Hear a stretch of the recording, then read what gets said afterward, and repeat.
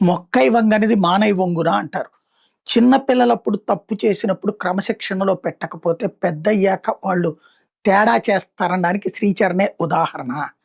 'శ్రీచరణ్' అనే software engineer, 'Radha Gayatri' అనే software ఇంజినీర్‌ని పెళ్లి చేసుకున్నాక, ఆ తరువాతన అమ్మాయిని ఆహ్, గురుగావ్ దగ్గరకు కూడా తీసుకొచ్చాక, ఆఫీస్‌కెళ్తున్న ట్రాకరు, అట్లాగే అణువణువున అనుమానం, గబక్కన వీడియో కాల్ చేసి పక్కన ఎవడున్నాడో చూపెట్టు అనేటటువంటి ఒక నీచమైనటువంటి పరిస్థితి. ఇట్లాంటి విషయాలు రాధా గాయత్రి అత్తగారికి చెబితే, ఆ అత్తగారు ఆహ్, కొడుకుని కొట్టింది 2 సార్లు, చెంపదెబ్బలేసింది అందరెదురుగుండానే. అంటే ఆ తల్లి చిన్నప్పుడు శిక్షించలేకపోయింది గానీ, పెద్దయ్యాక తన కోడలులో తనని చూసుకుంది. త మరల తనలాంటి ఆడది అట్లాగా అవమానాలకు కాకూడదనుకుంది. ఇద్దరు ధనవంతులే. పోనీ ఎవరిద్దరు పేదోళ్ళు గాదు. 2 కుటుంబాలు గూడా ధనవంతులే. అలాగని మరీ కోటీశ్వరులు, ఇది అపర కోటీశ్వరులు గాదు. ఒక అబోవ్ మిడిల్ క్లాస్ ఫ్యామిలీస్ ఇద్దరు గూడా. ఇప్పుడు ఆ విషయాన్ని అబ్బాయి తండ్రే జెప్పారు. అయితే ఇప్పుడు అతను పరారీలో ఉన్నాడు.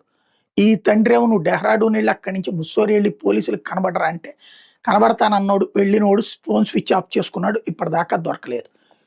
ఇటు రాధా గాయత్రి తల్లిదండ్రులు ఇక్కడ పోలీసులకు కంప్లెయింట్ ఇచ్చినా ఇక్కడేం చేయలేరు. ఎందుకంటే చనిపోయింది అక్కడ కాబట్టి పోస్ట్‌మార్టం.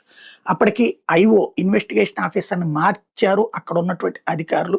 ప్రస్తుతం అయితే ఆ విచారణకు సంబంధించి ప్రొసీడ్ అవుతున్నారు. సమస్యల్లా ఏంటంటే అతను దొరికితే కానీ తెలీదు. ఇప్పుడు నిన్న గనక ఎవరో ఒక అమ్మాయి పూణే దగ్గర వందల కోట్ల అధిపతిని పెళ్లి చేసుకుంటానని చివరికి ఎవడికో లవ్ చేస్తూ ఇతన్ని తోసేసి, చంపేసేసి, చివరికి వారం రోజుల తర్వాత అది మళ్ళీ ఇన్‌స్టాలో పోస్టులు గూడా పెట్టి చివర్లో ఎట్లయితే అబ్బాయి తరపునోళ్ళు ఈ అమ్మాయితో మాట్లాడుతున్నప్పుడు పొంతన లేని మాటలు చెప్పడంతో అనుమానం వచ్చి పోలీసులు చెబితే పోలీసులు ఎంక్వైరీ చేస్తే, ఆ ఎంక్వైరీలో కాల్ డేటాలో ఈ అమ్మాయి ఇంకొకడితో లవ్‌లో ఉంది.